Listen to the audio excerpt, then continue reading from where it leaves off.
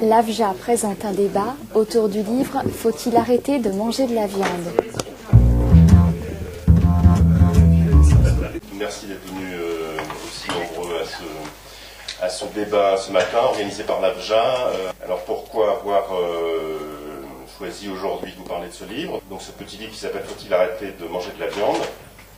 et qui est un livre, si vous ne l'avez pas encore lu, donc un livre à trois mains avec un modérateur et donc deux contradicteurs qui sont autour de moi. Élodie Vieille-Blanchard d'abord, à ma droite. Vous êtes dans le civil, si je puis dire, professeur de mathématiques, vous êtes agrégé de mathématiques normaliennes.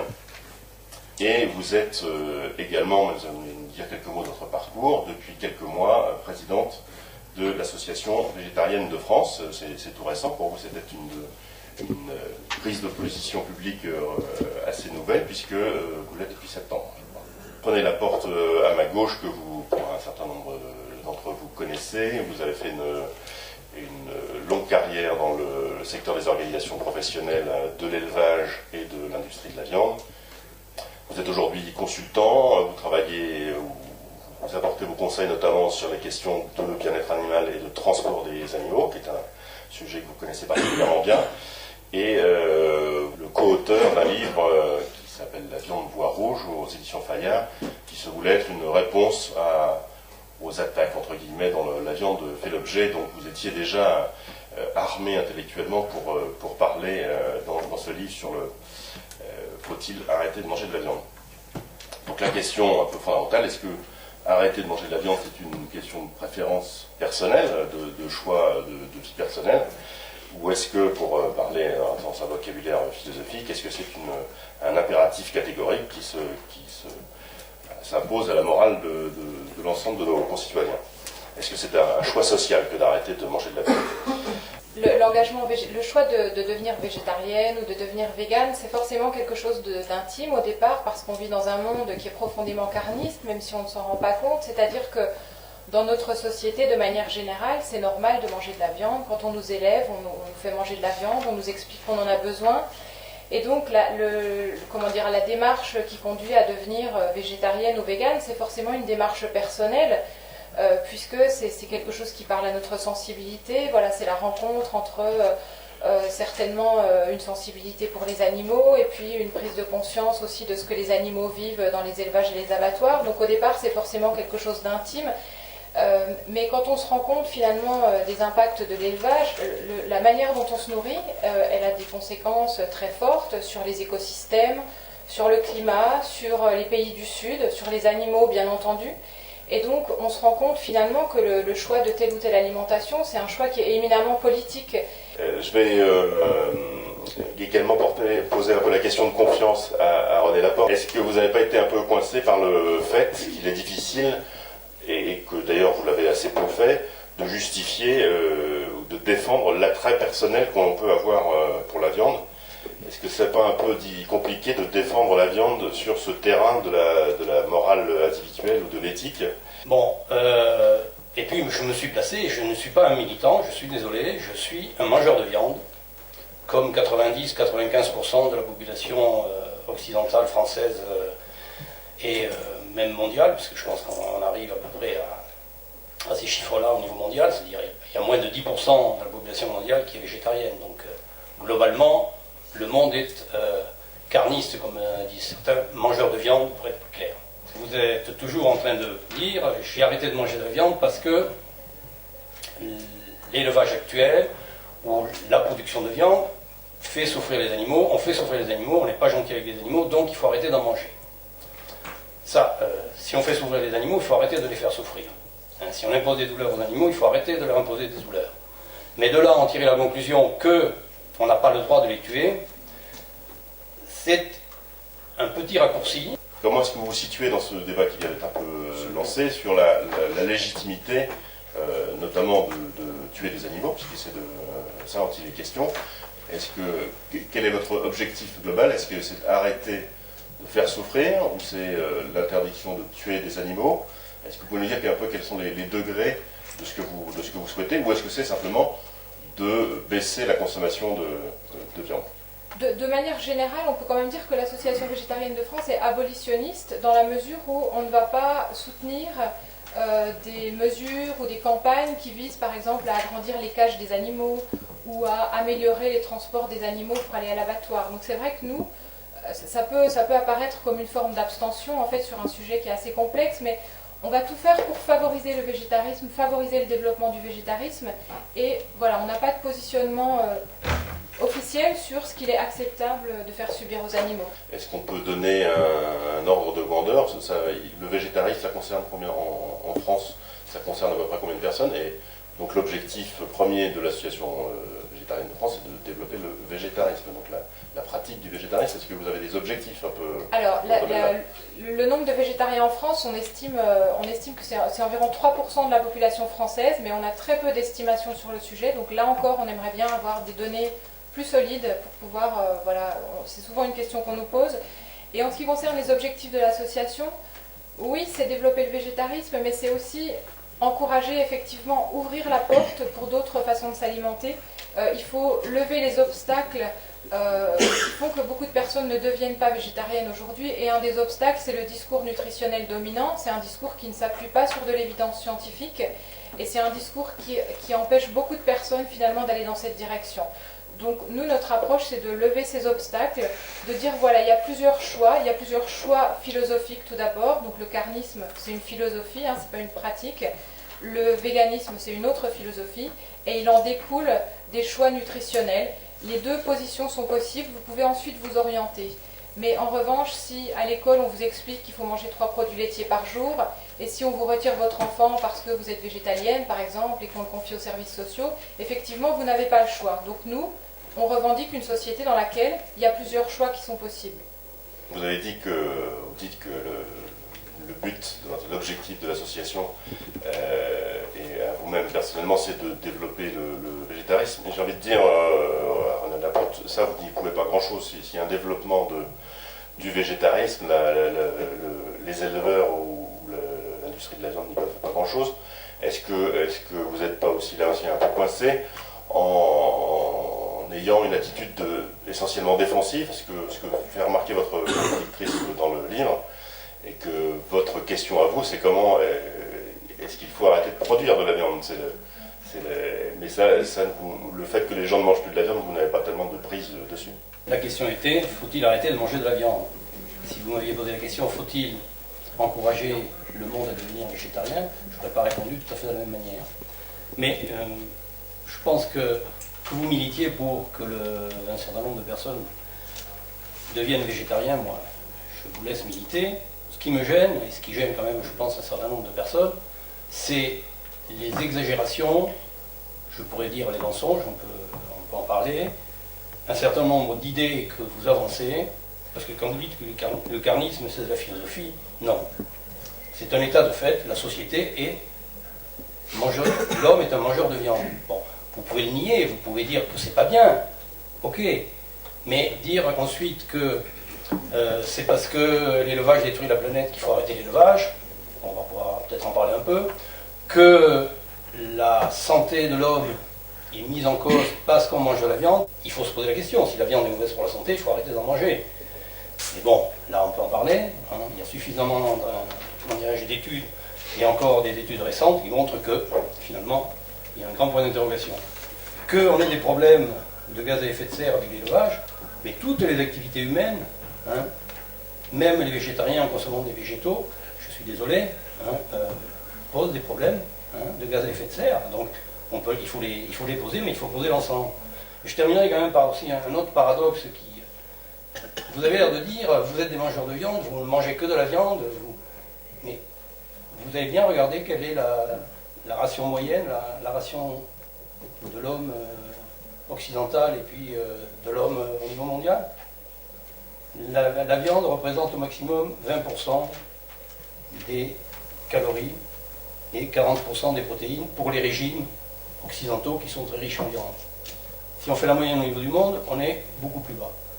Donc je vais dire que l'homme est un végétarien qui a rajouté de la viande dans son menu. On a commencé à aborder, mais je voudrais qu'on en parle maintenant, la question qui est fondamentale dans le livre, qui est celle du bien-être, du respect du bien-être animal, de la protection animale.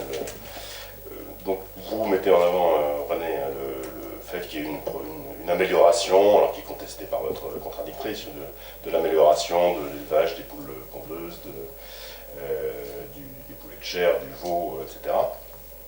Mais est-ce que là aussi vous n'êtes pas pris un peu dans un entre-deux-feux, si je puis dire, René, entre des gens pour qui, de toute façon, ça sera jamais, oui, voilà, j'entendais, mais ça sera jamais suffisant.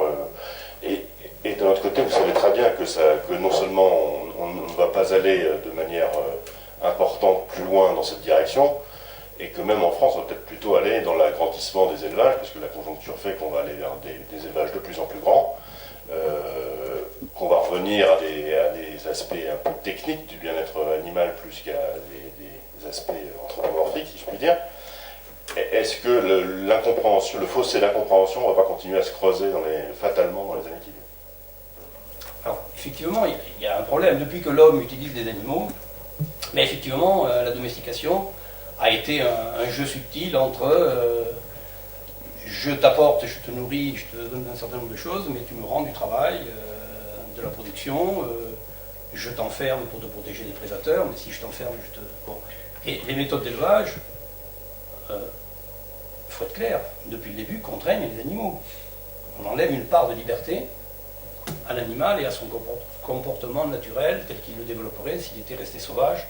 Donc, cette question du bien-être se pose de façon beaucoup plus, comment dirais-je, accrue, effectivement avec les systèmes d'élevage modernes qu'on a développés depuis les années 50. Bon, je pense que là, je peux peut-être choquer des gens qui seraient éleveurs, agriculteurs, mais moi je reconnais nettement qu'on n'a pas forcément amélioré les choses.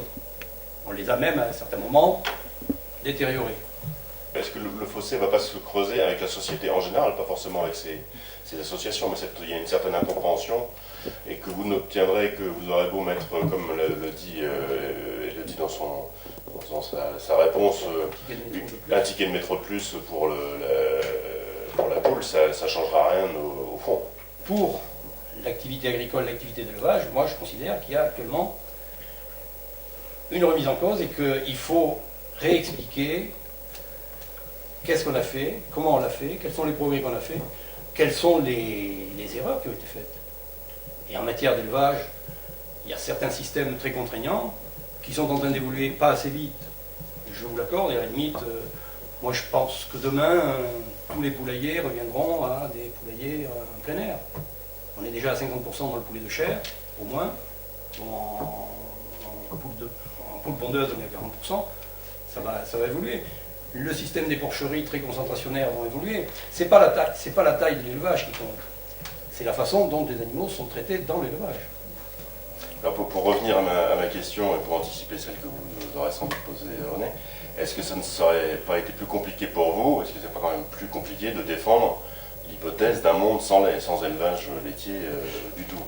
Alors il y a tout un courant agronomique qui s'appelle l'agriculture végane qui propose un autre modèle en fait avec d'autres types de fertilisants. Encore une fois, c'est une expérience de pensée parce que je pense que de même que c'est difficile de savoir si on peut avoir un monde sans pétrole, on est tellement éloigné en fait de ce modèle que serait un monde sans élevage, sans viande et sans lait. Ça pose énormément de questions, je veux dire, ça pose des tas de questions socio-économiques et je pense qu'on en est tellement éloigné. Encore une fois, on peut construire des modèles, mais je crois que ce qui est surtout important, plutôt que de construire le cap, c'est de construire la transition, c'est-à-dire quelles mesures est-ce qu'on peut proposer aujourd'hui, et principalement dans les pays industrialisés, parce que je pense que c'est à nous quand même de donner une autre direction. C'est nous qui sommes vraiment des très gros consommateurs. En fait, de manière générale, les populations qui sont très consommatrices de produits animaux, ce sont les populations urbaines, que ce soit dans les pays industrialisés ou dans les pays en développement. Donc je crois que nous, ce qu'on peut, c'est amorcer quelque chose. Est-ce que finalement, Elodie vous a pas fait un cadeau en parlant en élargissant le débat à l'ensemble des productions animales? Mais à l'inverse, je vais me faire l'avocat du diable, est-ce que vous vous réfugiez pas assez facilement derrière le lait pour défendre la viande? Bon, je ne me réfugie pas derrière le lait pour défendre la viande. Simplement, c'est un constat. L'homme élève des bovins à 80% pour faire du lait. bien sûr, et après il y a un coproduit qui est la viande. Bon, demain, on peut à la limite dire, écoutez, on n'élève plus d'animaux pour la viande, on fait du lait à... Mais on peut le concevoir. Bon, mais quand même, globalement, quand on dit il ne faut pas gaspiller, moi je dis, si on fait du lait, si on a de la viande derrière le lait, ben, il faut utiliser cette viande. Bon, c'est pas... Alors après, est-ce qu'il faut la manger ou pas, ça? Comme j'ai dit dans le livre, l'Inde devrait remercier les mangeurs de viande du reste du monde qui lui permettent de valoriser la viande de ces animaux, hein, de ces vaches laitières. Bon, non, je crois que quand on dit que le lait et la viande sont liés, mais vous pouvez me poser la même question pour la poule et l'œuf. Hein. Si je mange plus d'œufs, je ne vois pas pourquoi on élèverait des poules pondeuses. Moi je pense que si on arrête de manger de la viande, bon, en gros on arrête l'élevage. Hein.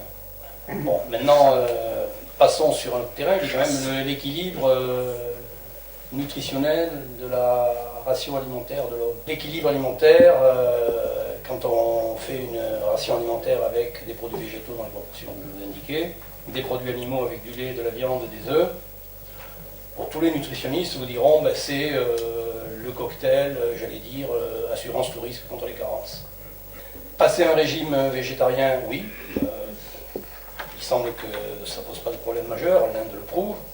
Être végétalien, donc de la naissance à la mort, là, je pose des questions, je demande à voir, et je crois que la société demande à voir, parce qu'on n'a pas d'expérience d'une personne qui, dès la naissance, est végétalienne, et que tout s'est bien passé sans aucun problème.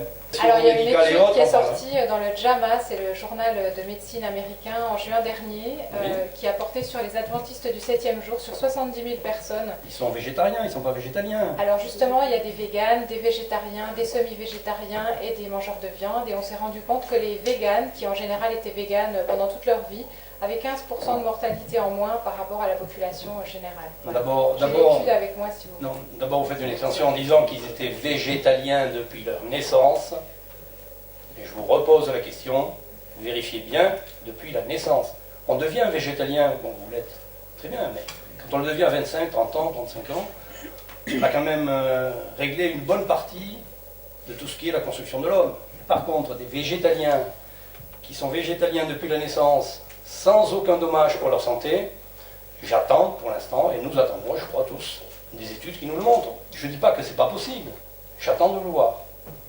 Je voulais vous remercier infiniment d'avoir participé à ce débat, quelquefois un peu chaud, mais je pense que c'était bien d'avoir pu se rencontrer, avoir pu, et puis vous allez peut-être pouvoir prolonger ces conversations avec d'autres. Merci beaucoup, je vous fais un petit cadeau aussi. Voilà. Merci.